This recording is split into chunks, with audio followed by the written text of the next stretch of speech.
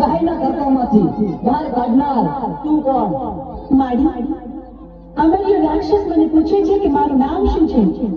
મારે શું જવાબ આપવો એને માં? તને અમે અમારા અંગના મેલમાંથી બનાવી એટલે તારું નામ મેલડી.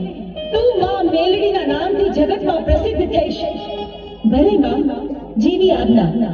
હું મેલડી હમણાં અમર્યાને ગાયના તડકામાંથી બહાર કાઢું છું.